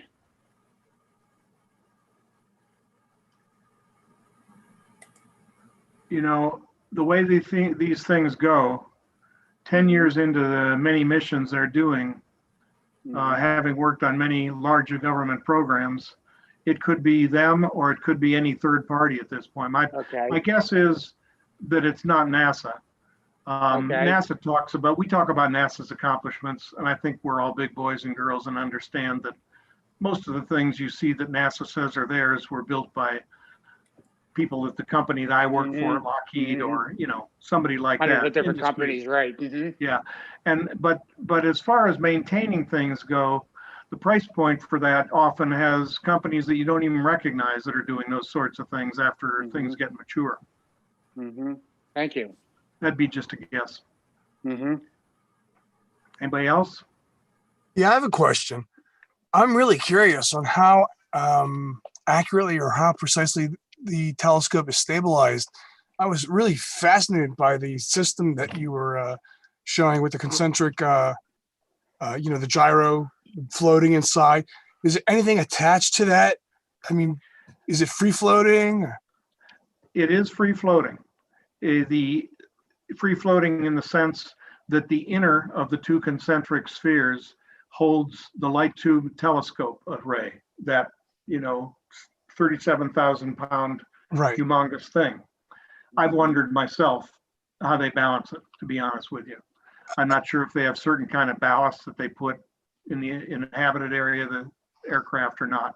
Next time I talk to the PI, I'm going to remember some of these questions. But there's the inner of the two spheres, which is only slightly smaller than the outer sphere, which is attached to that bulkhead, fixed. And so you have that hydraulic high pressure fluid that is able to allow that whole system to float inside there. And the gyros, as you're probably aware, you get big gyros, and gyros, one of their characteristics is when they're spinning hard with a lot of angular momentum, you can push along, rotate around one axis and get a response torque along another. And so we've learned a lot and used that a lot in space to actually point very large spacecraft just with gyroscopes. And so gyroscopes, if they're big enough, they're called control moment gyros sometimes, are able to be, just by commanding a change, and this was actually the case, you may or may not remember, I think I talked to you folks about Saturn, help me out here, not Galileo. Cassini? There we go, Cassini. Shame on me. Cassini's pointing for the incredible number of repointing activities going on for that mast full of instruments where none of them were articulated. They all had to be pointed by moving the whole spacecraft and pointing it. That used gyroscopes. And these gyroscopes, you just change speed on them and it changes the angular momentum on that axis and gives you a well-planned, well-controlled torque in a planned area, and you have 3 axes of them, and you can point anywhere with those things. And so I think they use the gyroscopes for a lot of that pointing. Well, I know they do. And yet the gross pointing in terms of elevation and azimuth is done by the way the plane flies. I didn't show you the flight paths. I had another chart on that, but they fly literally 3 or 4 hour legs that aren't straight. They curve because, as you can imagine, you've planned out your viewing, what area of the sky you're looking at, and you plan where you're flying. And so you work out and put it on autopilot, and the computer controls the azimuth of the aircraft, controls the azimuth of the telescope. And you can roll the aircraft if you want to change elevation too. I don't know that they do that, but that would be another way. But the vibration is completely damped out. The buffeting is damped out by that floating bearing. It's just phenomenal. I mean, how much is it? Like an inch? I think a millimeter. I think it was. I don't hold me to this. I think he may have said a centimeter. Wow. Well, yeah. I mean, you don't need much, and of course, high pressure hydraulic fluid in itself. I mean, if it was an inch and you had a disaster, it could be a really bad one. I would just be afraid if the plane's flying and it's come across turbulence and then it would just jar and break the mirror, or severe turbulence, especially if it's only a centimeter, 39,000 feet is fairly friendly. Well, yeah, for sure. But to get there, or wherever you go, and there, not necessarily when you're using a telescope, but if it's always free floating, you might have a hard landing. But kudos to the pilots, I guess. I was gonna say I'd love to get a couple of the crew members, for a meeting. You know what? Go through this. I bet the stories are great. Hey, John, my name is Lou Von Verezes. If you ever go up there, let me know, please. Okay. I would love to sit in the back there. Yeah, I mean, if I get to go up, you guys will get offered to talk about it, I'm sure. Great talk. Thank you very much. Thank you. Hey, John, my name's Mark. I have a question. The size of the Webb telescope is, impressive, but if we had the money and the wherewithal to make something like an order of magnitude bigger or even much larger than that, how much more could you see? Is there just a limit at some point to there's not more to see because you've gone back to the beginning of time and there's no stars and it's just all dark? Or could you see higher resolution? So how much, if we really bumped it up, what more could we see? Well, I mean, there's no question that collecting more photons with a larger area gives you some benefit in looking back. As you now understand better, and I understand better, having just studied this a lot recently, being able to look further into the mid and hopefully eventually into the far infrared will also help in looking back because of the redshift and the fact that there aren't any photons from the earliest galaxies that haven't been shifted well out beyond where that record holder we have at the moment is. But I don't mean to dodge your question, but I'm kind of dodging the question. I don't actually know. I could kind of talk about it, but that's not really what you're asking. I don't know. Jeremy might know better than myself. I thought that the limit would be around 400,000 light years after the Big Bang because of the light turn on time. Oh, okay. Yeah. I mean, that is, yeah, in terms of what there is there to see in terms of photons coming through a universe that's transparent, you're exactly right. That is the end of reionization. And and it's also the time, what is it, 360 million years of the cosmic microwave background, because essentially what happened, we're seeing back to the earliest light when we look in the microwave and see that, and now maybe it clicks in like it did for me that, oh yeah, the microwave, that's where very distant light could have started at even in the infrared or in the visible and would be shifted all the way back, all the way over to the millimeter wave, the microwave part of the spectrum. And so that's what we're seeing there. We have to look in the microwave in order to see that because it is redshifted so much. I have a question from YouTube, from Jeff Newton. It says, does the SOFIA instrument only point out the left side of the aircraft? And does that mean that only half the flight time is available for pointing the instrument in one general direction? Makes sense to me. I hadn't actually thought of that, but I've got a slide that shows a couple of flight paths. And yes, indeed, they do go out, generally speaking, and come back. And so, and yes, it does only point out the left side there. There's only one big open door.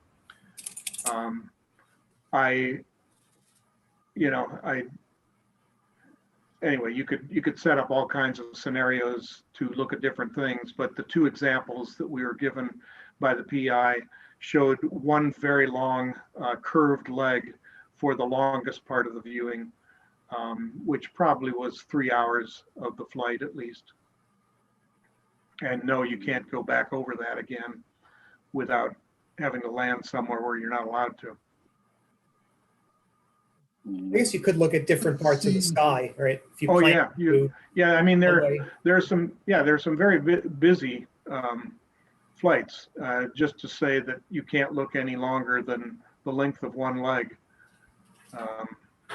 You could take a literally outbound flight and come back, and if the you know, the fuel limit was 8 hours. I don't know that it is. That's probably an average. It'll be half of whatever the time is that the wind conditions and the fuel load allow you to do. John, would you happen to, I'm sorry. Go ahead, Henry. I've seen a write-up of this, and yes, the short answer is you just find something different to look at on the return leg that's on the other side of the aircraft. Yep. Yeah, or you go to New Zealand and you see a different part of the heavens. That'd be nice. So, You can sign me up for that one. When you have 120 missions a year, I'd say a lot of people get their choices of things that they'd like to stare at for half an hour or 2 hours or something like that. John, would you happen to know where the primary mirror came from? Was it a part of another planned instrument, or did they specifically make it, and where was it made, and so on and so on? That's a good question. Am I remembering that Hubble is a 2.5 meter? Or maybe I'm thinking, is that right? Yes, the Hubble's a 2.5, right? So maybe they just, maybe they got, you know, number 3 or 4 in the, I don't know. The answer is I don't know. And, that's fine, John. I imagine if you go out, so there are a bunch of websites. SOFIA's got their own, you know, they probably will answer these questions out there.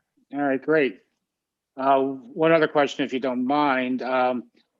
On the list of at the very end, one of the last slides, you showed the immediate things they might want to do with it, and they talked again about looking out. I do understand that part, because for me anyway, we had a very good talk not too long ago about satellite galaxies, the Milky Way galaxy, for example, really small irregular type galaxies and things like that. The better chance of seeing those. But what personally I'm very interested is looking again more toward the center of our own Milky Way galaxy, which we can't do except in the infrared. So I kind of want to hopefully see that we're going to be pointing that way too, rather than just out. I wouldn't be surprised. I wouldn't be surprised. I mean, the fact that they're, you know, I could have made that multiple pages long and listed all 130 or whatever there are. If you go out to those web pages, and I'd be happy to show them to you again if you want to, but probably if you just put in STSCI for the Space Telescope Institute and ERS for early release science, or GTO for guaranteed time observation, you'll find those pages. Wonderful, thank you. It really is amazing. I mean, you know, I don't know how many of you got a laugh out of the dog. I just love that slide. But when you think about how long these, you know, highly educated, really prepared people have been waiting for their opportunity to get some data here, it's really quite astounding. And yet, when you look how the world has been changed by Hubble in its 25 years or more. What we're going to learn additionally from Webb, I hope, is just going to change things again. I mean, physics has changed completely at both ends, large and small. Yeah, I'm with you, John. I really hope it does work and work very well, especially considering they're putting it way the hell out there that we can't service it. So, well, you know, one of my first questions for the project scientists on the web a few years ago was asking about servicing missions. And at that time, it was a flat no. There's absolutely no plans, nothing being thought about in terms of that. It's just too far away. Obviously, we could fly out there. I mean, we're going to have the capability, hopefully before long, to do that, demonstrate that capability with Artemis. But it would be, you know, quite an extraordinary thing to do it. And in a way, you have to have almost modularized and planned the initial build to be ready to do anything once you get out there. Having said that, a few years later, the same scientists gave us a talk. We had 2 talks on Webb in the last year.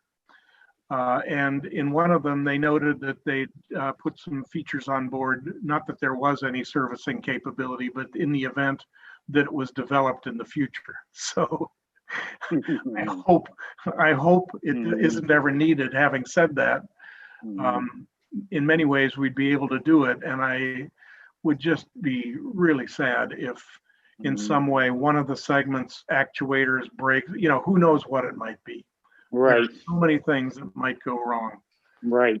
That first, you know, from October or whenever it gets launched, for 3 or 4 months, we're all going to be holding our breath to see. I agree.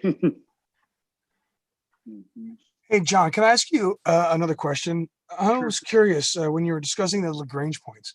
You're saying that this is going to be on L2, right? Was that correct? It's right Yes. behind me. So I'm curious, how much energy is required to keep that orbit? I mean, do you have what's going on with that? How are you?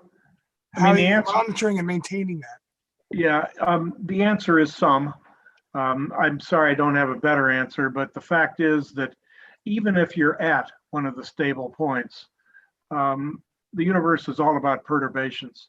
Oh, sure. I mean, astrodynamics was my field, and so I used to do these orbital calculations. I mean, they don't in fact go straight out to L2 and then turn left and go a little bit away and then circularize where they are. And they don't do it for two reasons. One is that would be really a stupid way to use energy. But the other one is this massive telescope with the solar radiation pressure on it at various angles has to be guided into its final orbit in a very kind of a gentle way. So as they go most of the way out straight, toward the end, they will actually kind of swoop up and around until they finally form just the right, you can almost picture it like a Lissajous pattern if you have an oscilloscope and you're familiar with those, but it's a certain geometry that they smooth out in order to not stress any of the mechanical aspects of the now fully open and configured spacecraft. And yet to end up with, if you will, the bottom end of it with the sun shield always pointed back towards the sun. Yeah, John, but to answer your question about how much energy, yes, it will take energy. Even if you go to an L2 point and want to stay right there, it takes station keeping, and that's a certain amount of energy from time to time. So they have to have some capability on board. Now they've got some ways to use, I believe, radiation thrust, but I could be wrong about that. You know, the reflection, if you will, of solar radiation or the absorption of it. They've got panels for that to trim things, but I'm not sure what actually the propulsion system is that they have on board for it. I need to look into that. Probably hydrazine. Yeah, that's often what it is. Wow, I mean, now you just opened me up to like 8,000 other questions, so I'm going to just stop right now. John, do you know when they open up the telescope? Do they open it up close to Earth, or do they wait till they get to L2? Yes, and it's close to Earth. Now, oh, great. I encourage you all, we all have, people suggest way too many YouTube videos to look at than anybody could in a lifetime. But if you just put in if you just put in YouTube JWST, you'll be led to one of the top ones. Are these really well produced? They're usually, there are a couple of them that are as short as 3 minutes or so, but some of them are 10 minutes or so long. And they take you from launch right through all the stages as you go out, you know, the first 8 hours, the first day, the first 3 days, what happens then at 10 days, you know, this flap comes out, that opens up the wings, if you will, which is the last 6 panels, 6 segments of the 18 segment mirror come out, I'm going to say somewhere before halfway out there. So before 2 weeks, maybe in the first week they go out. And then the secondary is erected, you know, in place. And at that point, you have the full primary secondary configuration.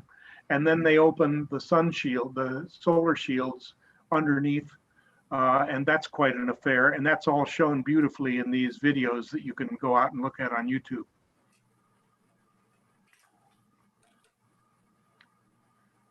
Anything else? Speaking of energy, if the telescope needed a significant repair, could you send out a small robot tug and just bring it back to low Earth orbit, where it would be easier for a human crew to get at it and do the actual work? I'm sorry, the low Earth orbit would be for what? If it needed a significant repair, could you use a robot tug to bring it back to low Earth orbit where it's more accessible? I mean, you certainly could. Henry, I'll help you design it. I'm not sure if they put toe points on it, but little lugs here and there. But seriously, I mean, that's certainly possible.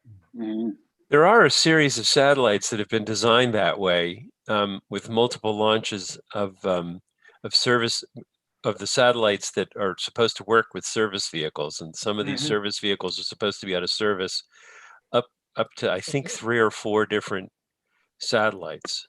So I know they've designed systems like that. It wouldn't surprise me if they decide they need something like that for far-flung telescopes. Yeah, it's a popular thought now to stage things. And so staging cryogenic fuels in various parts of the Earth-Moon system permanently, so you can go visit them to tank up once in a while, is one of the things they're talking about too. They can keep beer cool there too. Real cool.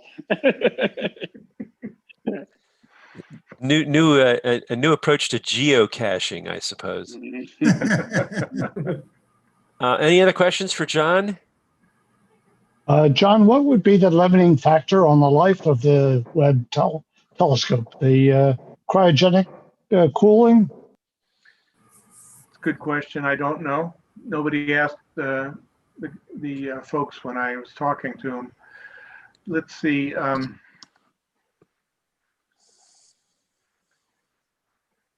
would guess so. I think that's an active component, and so that would kick out one instrument if you couldn't get down to those temperatures.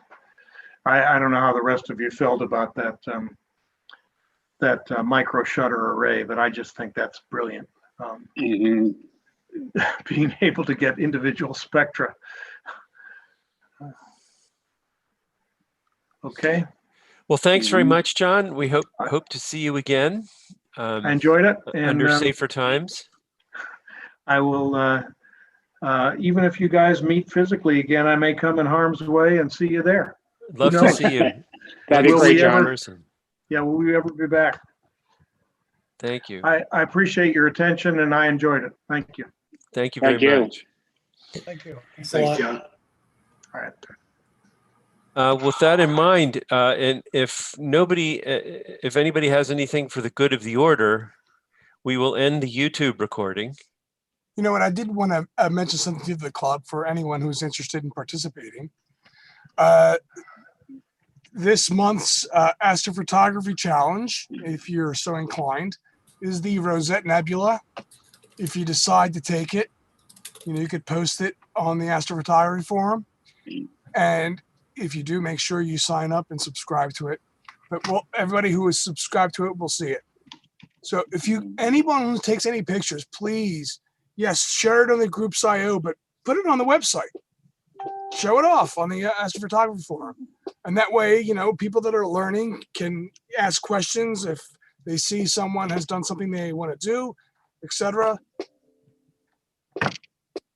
Okay. And let me reiterate that, because Lou is sort of Lou and Irv and a number of our members, Richard Steinberg, are spectacular astrophotographers, and the stuff they put out is spectacular.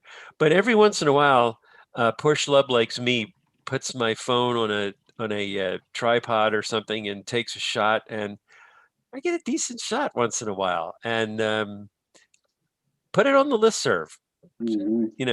Put it out there. Sometimes somebody else's photo is somebody else really likes to see it. So don't be shy just because you're not a pro.